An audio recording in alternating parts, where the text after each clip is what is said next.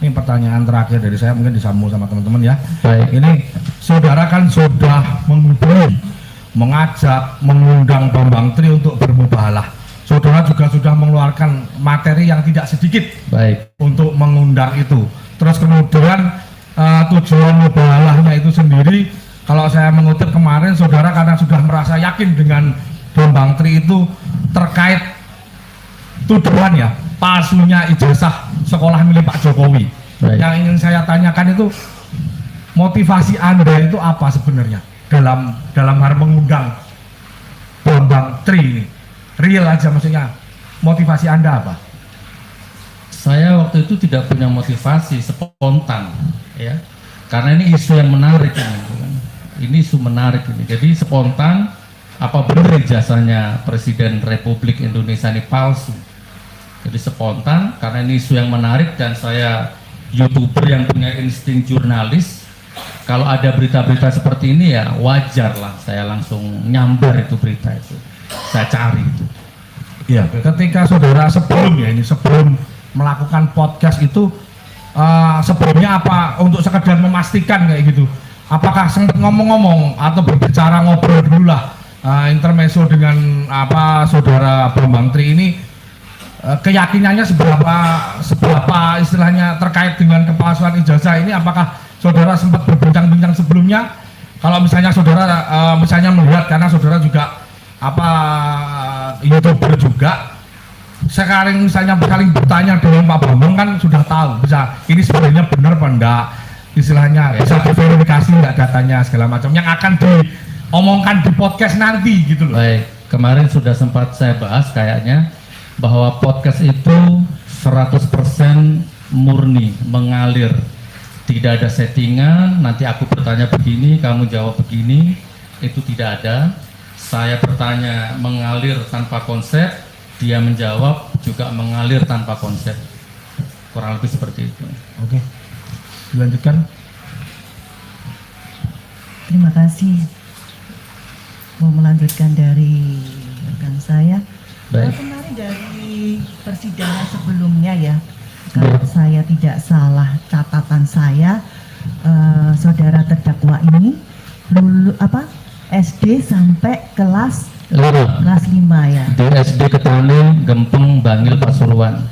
Berarti terdaftar di sana ya. Betul. Karena kelas 5, apakah saudara terdakwa punya ijazah? Tidak. Tidak. Menurut saudara tidak punya ijazah SD berarti ya. Apakah seseorang yang tidak punya ijazah SD bisa melanjutkan ke SMP? Sekarang bisa kejar paket C.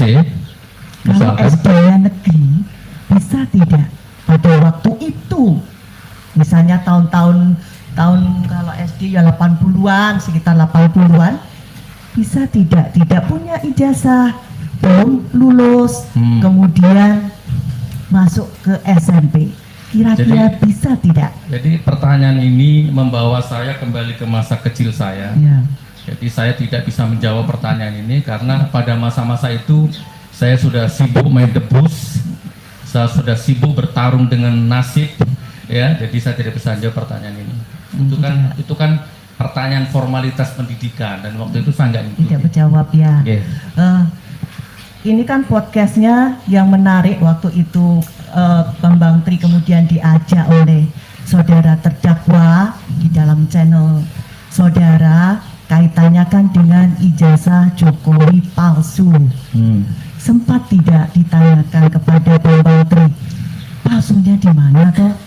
Pernah ditunjukkan tidak ijazah palsunya seperti apa?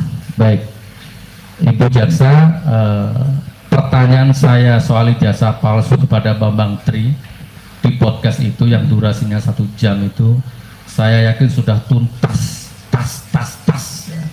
Dan beliau jawabnya, Bambang Tri jawabnya nomornya palsu ya. Jadi yang dicuri menurut Pak Jaksa itu ijazahnya Joko Wahyudi yang dicuri itu sebenarnya bukan ijazah fisiknya, tapi nomornya. Kemudian dari abjad ejahannya, kemudian dari apa lagi tadi, nomor induk dan macam-macamnya itu Sempat ditunjukkan nggak fisiknya ijazah palsunya?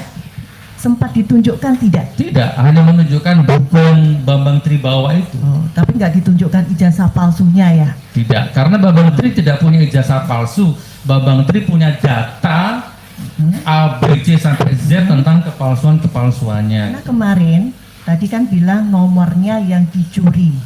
Kemarin sempat ditanyakan kepada Joko Wahyudi nomor ijazahnya berapa. Dan ketika kita tanya legalisir yang ijazah legalisir Jokowi nomornya berbeda. Sempat di ini enggak? Bu Jaksa, coba Bu Jaksa nanti tonton lagi podcastnya, itu sudah komplit. Jadi kalau Ibu Jaksa menanyakan wilayah ijazah ini saya nggak bisa jawab karena itu domainnya Bambang Tri. Bambang Tri ya. Saya itu hanya intinya seorang. Berarti saudara tidak ditunjukkan ya, tidak ditunjukkan fisiknya ya. Tidak. Saya cuma pengen tahu itu aja. Tidak. Ditunjukkan tidak? Tidak. Tidak ya, hanya jadi ceritanya Betul. Bambang Tri. Kemudian saya juga ini ijazah SD palsu. Berarti ijazah SD itu usia anak SD itu kan lulus kan sekitar 12 tahun ya. Kira-kira kita membayangkan di anak SD ini memalsu ijazah. Apalagi ini Jokowi. Kita fokus ke ijazah Jokowi.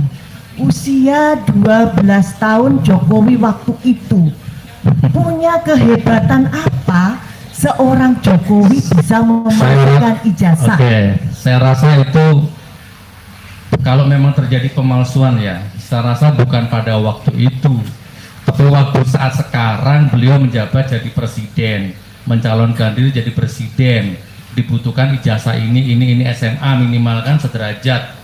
Mungkin saat ini seandainya terjadi pemalsuan itu Ibu Jaksa ya. Jadi bukan waktu SD menurut persepsi iya, saudara. betul. Nah, tadi makanya ini kan saya tanya, kalau orang nggak punya nggak lulus SD, apa bisa masuk SMP? Apalagi SMP 1, SMP favorit setahu saya dari dulu. Jadi gini aja Ibu Jaksa, saya ringkas pertanyaannya Ibu Jaksa sebagai dengan sudut pandang saya. Kan bacaan kita berbeda ya. Jadi menurut saya di dunia ini apa sih yang tidak bisa terjadi? Ya kan? Anak kandung menghamili ibu kandung aja ada, apalagi cuma urusan pemalsuan ijazah. Dan itu kan sudah ada contohnya. Misalkan wali kota JR Sarigi atau mana itu ya, dia waktu wali kota lulus 2 periode, begitu nyalon gubernur baru ketahuan kalau ijazahnya palsu kan. Ada ini juga karena Komar. kan ijazahnya yang palsu nggak hanya SMA, dari urutan loh, dari SD, SMP, SMA, berarti Jaksa, silahkan pertanyaan itu nanti arahkan ke Bambang Tri semua. Dia akan menjawab. Tidak ditunjukkan ya, waktu tidak nggak diceritakan ya. Tidak. Apakah saudara juga tidak diceritakan? Misalnya ada fakta, oh ternyata Jokowi itu tidak pernah lulus dari SD. Itu semua sudah diceritakan di dalam podcast sama Bambang Tri. Tuntas. Kalau saya baca kan cuma oh ijazahnya palsu, tapi apakah di luar podcast pernah tidak disampaikan kalau oh ternyata Jokowi itu tidak pernah SD, tidak pernah bersekolah di SD, tidak pernah bersekolah di SMP, tidak pernah mengenyam pendidikan SMA, pernah tidak fakta itu disampaikan? Bambang Tri pernah ngomong sama saya gini, jadi gini Bu Jaksa ya, orang yang apa itu istilahnya, gimana bahasa saya ya, yang dipermasalahkan bukan tidak pernah sekolah gitu loh. Yang dipermasalahkan Bambang Tri itu Pak Jokowi pernah sekolah ya, ini yang dipermasalahkan ijazahnya. Sama dengan saya pakai analoginya kuasa hukum kemarin, kalau saya ditanya polisi di tengah jalan, Mas mana SIM-mu, maka saya tunjukkan SIM aslinya, selesai masalah. Tapi kan saya berbelit-belit, saya datangkan teman-teman saya waktu ngurus SIM bareng-bareng, kan nggak menyelesaikan masalah. Kalau menurut analogi saya, sidang ini begitu ceritanya. Nah, saya juga mau tanya, waktu podcast itu dia bawa ijazah yang palsu tidak, Bambang Tri? Ya tunjukkan tidak? Enggak, dia hanya bawa buku itu ya, bawa buku yang dia tulis itu. Saudara terdakwa tidak pernah melihat kepalsuannya yang fisiknya ya. yang diceritakan Bambang Tri itu bukan kepalsuan fisiknya ya, tapi apa tadi itu abjadnya, Ya kan, berarti warnanya. ijazahnya kan. Betul. Iya kan? Lebih baik Bu Jaksa tanya soal ini aja ke saya, soal mubalahnya atau soal niat saya atau soal motivasi Oke. saya, baru saya bisa jawab gitu. Nah sekarang kalau soal mubahalah, kemarin saudara menerangkan itu intinya kan sumpah minta laknat kepada Allah. Iya. Nah padahal ini saya yang agak orang awam tidak mendalami seperti saudara soal yang ulama. Allah itu kan maha pengampun, Allah itu maha pemurah, Allah itu maha penyayang. Bagaimana kalau setiap saat di perkara-perkara yang ibaratnya bukan masalah akidah, masalah simpel-simpel, harus Allah diminta untuk melaknat? Bagaimana pendapat saudara terdakwa? Seandainya Bambang Tri itu bohong, maka dia akan dilaknat sesuai dengan mintanya. Tapi seandainya Bambang Tri bertaubat minta ampun, Allah Maha Pengampun. Sebesar apapun dosa di dunia ini, bunuh 1000 orang dia masih diampuni sama Allah ya. Kecuali satu dosa yang tidak bisa diampuni, itu meninggalkan sholat. Jadi sebesar apapun dosa kita, Allah Maha Pengampun. Iya. Karena kesannya kalau mubahalah minta laknat, seolah-olah Allah itu maha melaknat, padahal Allah itu tidak maha melaknat. Allah Maha melaknat. Allah Maha segala-galanya. Allah itu Maha suka-suka dia. Pengunjung tenang dulu, pengunjung tenang ya. Jadi kalau ibu baca Asmaul, sebentar, kalau ibu jaksa baca Asmaul Husna yang berjumlah 99 itu komplit. Maha kasih sayang, maha roman, maha suka-suka gue ya. Dan Allah maha murka ya, Allah maha melaknat juga, suka-suka Allah. Tapi Kan Allah juga maha pengampun, intinya kan begitu. yang sering ditampilkan di dalam podcast itu kan seolah-olah ini kok Allah itu maha sukaan kita minta Allah melaknat, kenapa tidak Allah maha pengampun? Ini yang Kan yang- ditonjolkan. Kan yang dilaknat Bambang Tri, bukan siapa-siapa ya. Nggak melaknat orang, melaknat Bambang Tri. Kemudian untuk melanjutkan tadi ada Baik. rekan saya menanyakan soal mubahalah. Adakah dalil atau mungkin ini pernah di selain saudara yang Iya. pakai konsep mubahalah yang seperti di podcast, adakah yang lain, ulama yang lain yang pakai konsep mubahalah seperti saudara?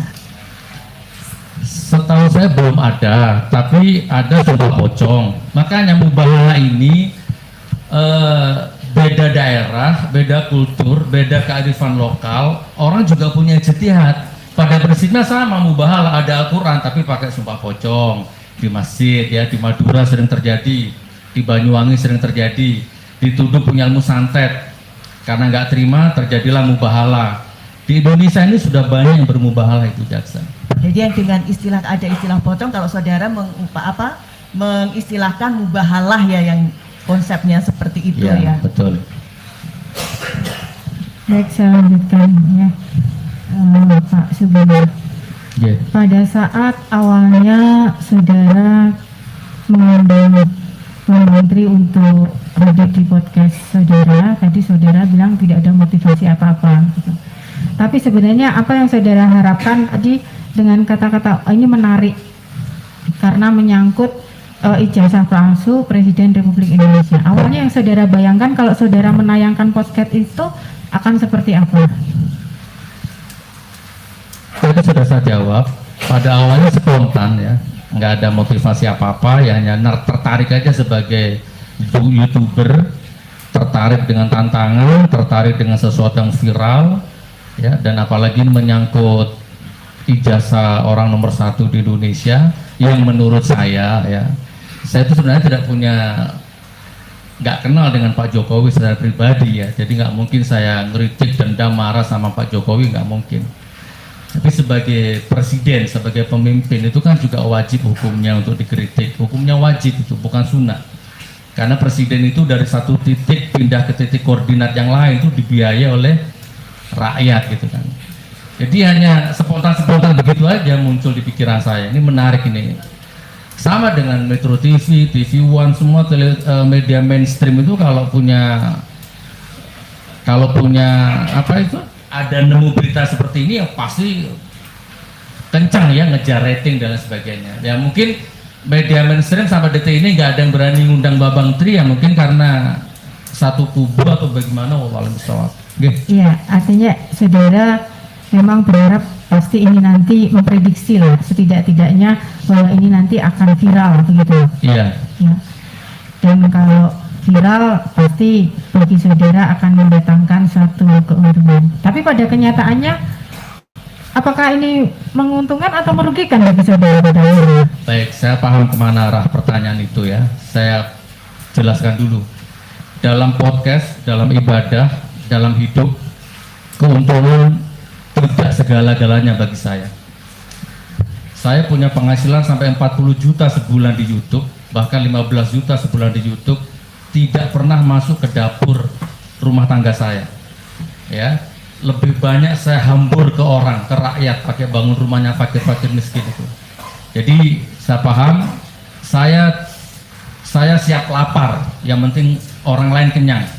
Itu prinsip hidup saya. Jadi saya bikin podcast, bikin apapun bukan keuntungan motivasi saya. Kurang lebih begitu.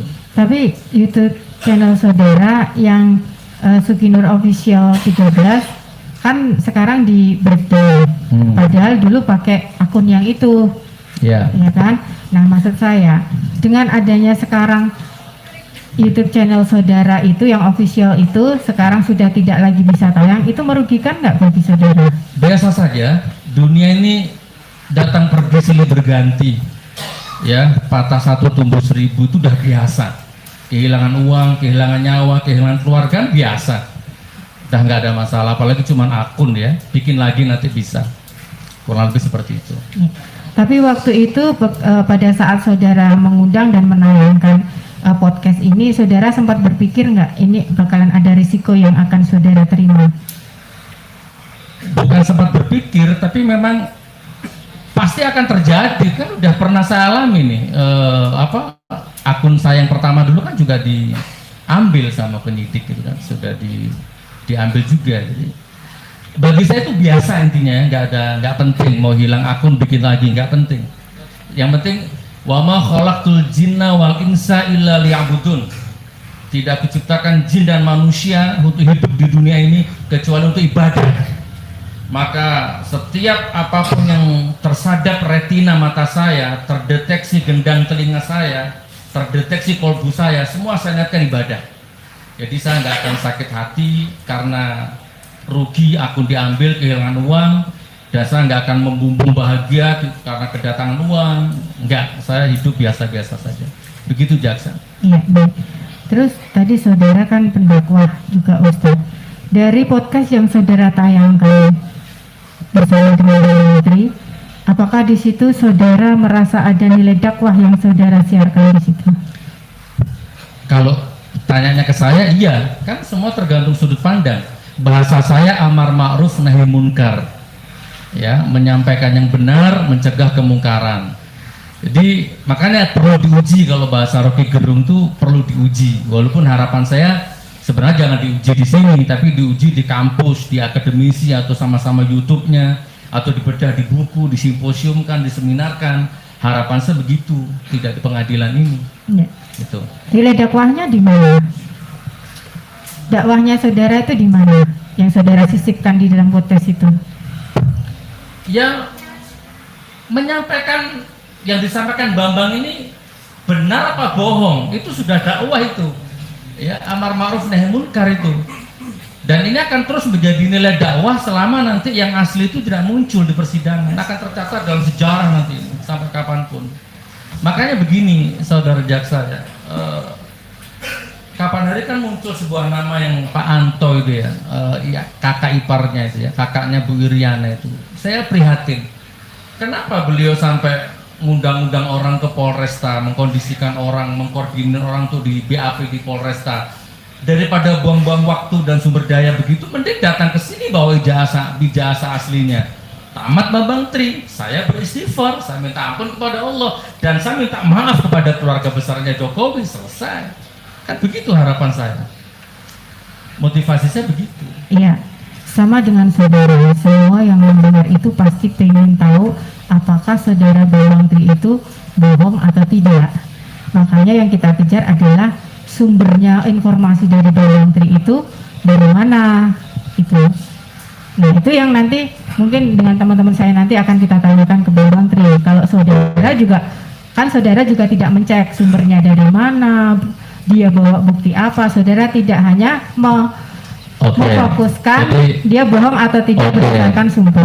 Jadi gini, Ibu Jaksa ya, beberapa minggu yang lalu Kompas TV bikin siaran, Gus Nur bertengkar dengan Bambang Tri, ada di Kompas tuh, viral selama sidang berlangsung. Kompas TV nggak wawancara saya, ya nggak konfirmasi ke saya, tiba-tiba bikin berita saya bertengkar dengan Bambang Tri di dalam sel. Padahal saya dengan Bambang Tri nggak pernah bertengkar di dalam sel. Nah, tapi katanya kalau saya pakai istilah Rocky Gerung, hoax itu diciptakan mungkin untuk memancing sesuatu perdebatan yang positif. Ya udah saya cuekin aja, saya nggak lapor, saya nggak ngapa-ngapain. Nah, maksud saya biasa dalam hal seperti itu biasa. Saya tanya, ini saya sudah mending Bambang Tri tak panggil ke rumah. Kalau saya mau niru Kompas TV kan bisa saja bikin siaran sendiri tanpa mengundang Bambang Tri, kan bisa saja. Itu sudah mending saya undang 1 jam lebih itu ngomong. Nah nanti silakan Anda bedah itu Bambang Tri itu. Bagaimana itu? Ya, baik. Saya tanya satu lagi, Pak Suginur. Ya. Pak Suginur punya panutan atau tokoh idola? Punya. Rasulullah, Nabi Muhammad Sallallahu Alaihi Wasallam. Iya. Baik. Dari Rasulullah tersebut, inspirasi apa dalam kehidupan sehari-hari Pak Bambang yang Pak Suginur yang ditiru dari Rasulullah? Kalau waktu podcast dengan Bambang Tri, saya nggak ingat Rasulullah sama sekali, kan nggak ada hubungannya. Ya, kalau Anda nanya hidupnya Gus Nur sehari-hari apa yang diambil dari Rasulullah, baru saya bisa jawab. Ya, kalau dalam konteks ini ya kan kita tidak tahu. Kalau yang saya tanya di podcast itu, adakah dari podcast itu yang saudara teladani dari Rasulullah? Yang tindakan Rasulullah yang sama dengan yang saudara lakukan di podcast itu ada nggak? Amar ma'ruf nahi munkar itu jaksa ya. Kalau diringkas seperti itu, ya tabayun itu kan juga ajaran Rasulullah. Rasulullah mengajarkan tabayun. Saya panggil Bambang Tri untuk melakukan tabayun secara resmi. Ya, jangan biarkan keringat orang tuh mengering sebelum dipenuhi haknya. Saya bayar, bahkan Bambang Tri belum nyampe ke rumah sudah saya transfer bisyarahnya, gitu kan. Banyak kalau mau diperinci satu-satu banyak. Tapi saya ini umatnya Rasulullah ya, dan saya bisa hidup tanpa angin, saya bisa hidup tanpa matahari, saya bisa hidup tanpa apapun saja, terserah. Tapi saya nggak bisa hidup tanpa syafaat Nabi Muhammad SAW. Jadi pertanyaan itu sebenarnya spontan, apapun yang saya lakukan, apapun yang saya omongkan itu, insya Allah sudah ada Nur Muhammad di situ. Kurang lebih seperti itu. Baik, silakan.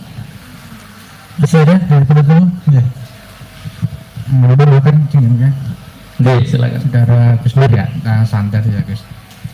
Gus Nur tadi menamakan diri sebagai bekerja sebagai YouTuber atau berprofesi sebagai YouTuber. Terus membandingkan dengan media seperti Kompas, TV One.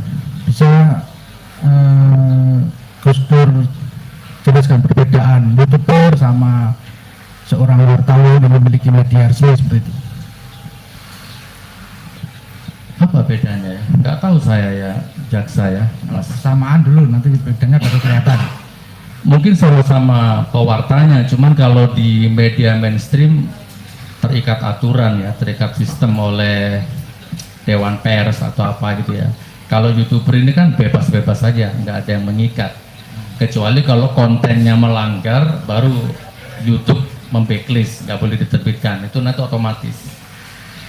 Perbedaannya kalau YouTuber bebas, nggak terikat aturan. Kalau media mainstream banyak aturan. Nanti kalau salah ditegur sama siapa itu yang tukang negur Media itu PWI atau apa itu ya? Dewan Pers. Dewan Pers. Kalau saya walaupun salah nggak ditegur sama Dewan Pers. Kalau bedanya ini Gus Nur tahu nggak kalau wartawan dengan medianya yang memunculkan berita ada di situ yang mengatur undang-undang pers, yaitu dia misalkan dianggap menyiarkan berita yang tidak benar, ada semacam berita tidak harus dipidana, tapi dari pihak yang diberitakan itu bisa memberikan klarifikasi melalui media juga. Nah, sementara di YouTuber ada nggak aturan seperti itu? Nggak ada aturannya, bebas-bebas saja. Saya ngundang Pak Jaksa, saya ajak podcast, bicarakan seorang orang. Oke, saya ambil contoh yang real, yang sesuai dengan kasus ini. Kemarin sudah saya ceritakan kepada majelis hakim. Jadi waktu kasus saya di Surabaya kan, Kabid Humas Poldanya kan sering diwawancari Kompas tentang kasus saya, tapi tanpa ngundang saya, sepihak, gitu kan? Itu padahal media mainstream itu padahal mereka tahu hukum, kenapa nggak dijalankan hukum itu? Kan harusnya diundang juga saya kedua belah pihak, gitu ya. Intinya gini, di wartawan yang memiliki media dilindungi oleh undang-undang pers. Ya. Setahu saya begitu. Tidak ada undang-undang tentang kalau YouTuber setahu saya nggak ada.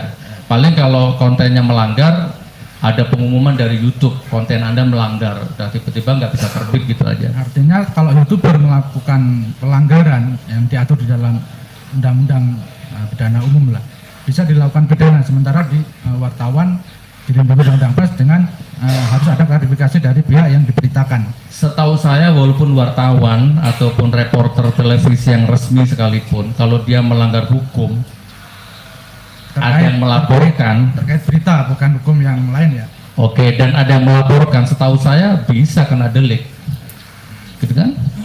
Jadi kalau saya wartawan Kompas TV, saya bikin berita menyebut nama orang, terus kemudian ternyata hoax, orang yang saya sebut itu melaporkan, bisa. Menurut Anda bisa ya? Ya, menurut saya. Ya.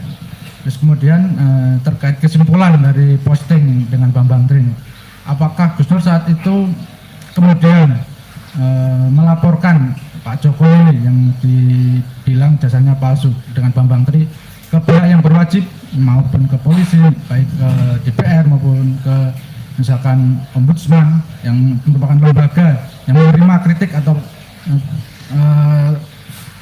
laporan dari masyarakat tentang pejabat yang melanggar aturan. Jadi gini. Hanya berhenti saja di YouTube tersebut sudah selesai. Jadi gini, Pak Jaksa ya. Video Bambang Tri itu kan viral di akhir Agustus. Sudah viral di Facebook, ada di IG, ada di YouTube, ada. Tembak kepala saya. Kalau ijazahnya Jokowi itu nggak palsu. Itu kan saya belum terlibat waktu itu. Sudah viral duluan. Jadi seharusnya pertanyaan Anda ini bagus ini. Harusnya waktu itu sudah diproses saja waktu itu. Tidak usah nunggu saya. Wartawannya dipanggil, ya kan? Bambang Trinya diambil, diproses, diselesaikan waktu itu. Tapi kenapa videonya Bambang Tri itu terliar selama akhir Agustus itu? Nggak diapa-apain. Gitu kan? Gitu majelis yang mulia ya. Jadi ada keliling wartawan waktu itu. Coba dilihat videonya itu. Baru saya yang memanggil. Belum ada yang lapor. Belum ada yang lapor gitu kan. Gus Nur sendiri yang dilaporkan. Nah, harusnya kalau hukum ditegakkan atau apapun motivasinya presiden, apapun motivasinya polisi, apapun motivasinya sistem di Indonesia ini, hukum di Indonesia ini, kalau memang menegakkan keadilan, jangan nunggu berminggu-minggu, menit itu juga ciduk, proses, tegakkan. Intinya pertanyaan saya tadi, apakah terdakwa Gus Nur kemudian ada inisiatif, oh ayo kita laporkan nih, karena ini udah melawan hukum, udah memalsukan dokumen, memalsukan ijazah. Hampir sama seperti itu, cuma tidak seperti itu. Motivasi saya udah kalau itu tak panggil aja, nggak ada saya berpikir lapor polisi itu, karena memang mindset saya itu saya malas berurusan dengan polisi. Anda tahu, semua tahu, saya dicaci maki orang di YouTube itu, Gus Nur anjing, Gus Nur gila, Gus Nur dajjal. Saya laporkan di Polda Jatim, sampai sekarang 5 tahun nggak diproses. Jaksa juga kemarin habis sidang ini dimaki-maki juga. Jadi kalau saya yang lapor belum tentu diproses, makanya saya malas berurusan dengan penyidik itu. Jadi intinya tidak melaporkan ya, hanya sebatas ingin menyebarkan apa yang disampaikan Bambang Tri ke media sosial saja ya. Betul. Nah baru setelah itu setelah selesai dengan saya, itu masih ada lagi YouTuber lain yang undang. Jadi ibarat saya ini bukan yang pertama, bukan yang terakhir. Tapi yang dilaporkan hanya. Tapi yang ditangkap hanya saya, yang diproses hanya saya. Ini Kita kalau bahasa dari Pak kejaksaan Taufik, juga nunggu nih ada yang dilaporkan lagi enggak nih? apa itu? Ya, yang menyebarkan tentang hoax jasa palsu ini. Kita juga nunggu kalau ada perkara lain. Bagus lah ya. Jadi kalau bahasanya Pak Taufik itu terjadi disparitas pidana terhadap saya itu dari dulu memang begitu. Ya kalau saya yang lapor nggak pernah diproses, padahal saya lapor baik-baik didampingi kuasa hukum, sudah digelar perkara, saksi-saksi dari saudara dipanggil, tapi akhirnya ngendap. Begitu saya dilaporkan, sekarang dilaporkan 3 hari saya dijemput. Anda tahu sendiri kan, saya dijemput di rumah jam 12 malam itu dengan 25 personil digerebek rumah saya itu kayak teroris itu. Lanjut ke terkait pertanyaan teman tadi terkait bahwa terdakwa tidak ditunjukkan atau melihat data-data terkait pernyataan Bang Menteri yang menyatakan jasa Pak Jokowi palsu, dan terdakwa langsung percaya begitu saja karena sudah dilakukan mubalah. Saya tidak percaya begitu saja. Percaya itu setelah ada mubalah baru Ya, percaya. setelah percaya. Ketika podcast berlangsung tanpa saja hati saya itu. Setelah mubalah terdakwa percaya. Nah, baru saya tidak punya pilihan ya karena itu Al-Qur'an. Simpel saja kok cara pandang ini sebenarnya itu Al-Qur'an. Misalnya terus terdakwa, kalau terdakwa ini tiba-tiba datang lagi besok nih mengaku sebagai nabi gitu, pernah memakai jubah, pakai tongkat, terus terdakwa melakukan mubalah terhadap Enggak, kan itu sudah di Al-Qur'an sudah dinas, enggak ada nabi lain selain Nabi Muhammad. Kalau dia sudah Itu Kalau ada dia berani rumusnya, mubalah. beda ya. Kalau Bambang Tri jangan dianalogikan dengan orang ngaku nabi. Kalau ada orang ngaku nabi di depan saya, ini masalah Ya. mubalah tadi kan enggak, mungkin terdakwa menyatakan mungkin setelah saya mubalah bukan saya ambilkan Al-Qur'an ya, mungkin saya ambilkan golok mungkin ya. Selesai. nah, katanya tadi begitu mubalah langsung percaya tanpa melihat data bukti. Pak Jaksa, perhatikan ya. Sebentar, coba pertanyaannya jenengan diperhatikan ya. Kalau ada orang ngaku nabi, nas itu selesai, nggak bisa dianalogikan dengan urusan hari ini, nggak bisa mas, Pak Jaksa nggak bisa. Nah, enggak apa, ahli udah menjawab, saksi terdakwa udah menjawab. Nah, kemudian terkait mubalah terakhir ini ya, disampaikan di mubalah di YouTube terdakwa ya bahwa dia tidak percaya dengan Bang Menteri akan dilaknat ya. Misalnya apabila ada sekian banyak atau separuh lah masyarakat Indonesia maupun yang menonton gitu, tidak percaya dengan Bang Menteri, apakah serta-merta menurut mubalah ajaran Islam orang tersebut separuh masyarakat Indonesia atau dunia ini akan dilaknat begitu saja, sesimpel itu? Ini kan pertanyaan gaib ya, ini kan pertanyaan abstrak. Wallahu alam, atau jangan-jangan sekarang sudah banyak yang kena azab. Bukan kalau nggak percaya ya mungkin ditahan, mungkin mending sudah nggak percaya mencaci maki Bambang Tri misalkan. Saya nggak percaya walaupun Bambang Tri itu mubahalah, tapi saya diem di dalam hati. Ya mungkin beda azabnya atau mungkin apa beda, tapi sudah nggak percaya, sudah gitu menggila-gilakan Bambang Tri, edan gila, stres. Mungkin wallah jangan sudah ada yang diazab. Berarti tetap dilaknat mereka ya? Iya, Berdasarkan ajaran mubahalah, itu ajaran ijtihad saya, siapapun Mas Agung silakan mubahalah, saya nggak punya pilihan, maka saya akan percaya apapun yang diucapkan Mas Agung. Nas itu sudah bagi saya karena Al-Quran pedomannya gitu kan. Di atas kepala itu Al-Quran, maka ijtihad saya melebar, meluas. Makanya kenapa banyak pejabat rata-rata hidupnya berantakan rumah tangganya, karena dia melanggar sumpah jabatannya. Al-Quran itu di atas kepalanya, nggak ada. Ini bisa salah bisa benar majelis yang mulia ya, ini bisa salah bisa benar, tapi kan mungkin 80% pejabat yang disumpah dengan Quran masa pensiunnya atau mungkin pasca pensiunnya atau mungkin sebelum pensiun sudah hilang keberkahannya ya. Anaknya narkoba, selingkuh istrinya, kecelakaan macam-macam, itu kan bentuk azab daripada mempermainkan Al-Quran gitu Mas Agung. Itu ijtihad saya. Nah, sekarang terkait keterangan dari ahli agama yang kita berikan kemarin ya, Baik. bahwa mubalah itu harus 2 orang, Oke. sehingga yang dilaknat itu ya orang yang hadir di situ. Nah, sekarang pendapat pandangan. Oke, saya jawab 2 poin. Oke, saya ikuti logikanya jaksa atau logikanya saksi agama dari jaksa. Nah, oke lah, rukunnya kurang karena nggak dua belah pihak. Sekurang-kurangnya rukun mubahalah itu tidak mungkin sampai jatuh hukum menodai Pak Jaksa. Sebagaimana sholat aja kalau misalkan lupa wudhu, lupa rokaat aja nggak ada itu dalil menodai agama, nggak ada ya, paling cuma batal, ditegur kan begitu ya. Sama mubahalah itu kalau mau saya pakai logikanya jenengan, oke, saya setuju, nggak sah mubahalahnya, saya terima, tapi jangan terus saya distempel penoda agama, itu yang saya nggak terima. Nah, poin yang kedua, mohon maaf, sekarang gini aja, bagaimana kalau saya ikuti sarannya saksi agama yang jaksa hadirkan waktu itu? Waktu itu saksi agamanya mengatakan begini, mubahalah itu harus dua pihak, dan harus dilakukan di pengadilan di depan hakim. Itu yang ngomong saksi agama, bukan saya. Ada hakim ya. Nah, bagaimana kalau seandainya itu sekarang diterapkan? Siapa di ruangan ini yang tidak percaya? Gini, saya demi Allah bukan penoda agama.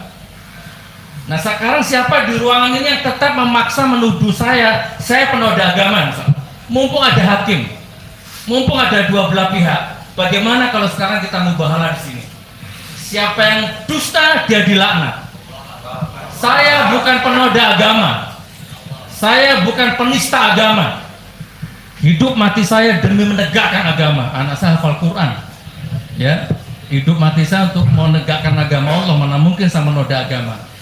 Jadi kalau misalkan, mohon maaf ya Pak Jaksa, Pak Penyidik tetap ngotot Gus Nur penoda agama, ya sudah, daripada buntu, ayo mubahalah di depan Pak Hakim, tempat terserah di mana.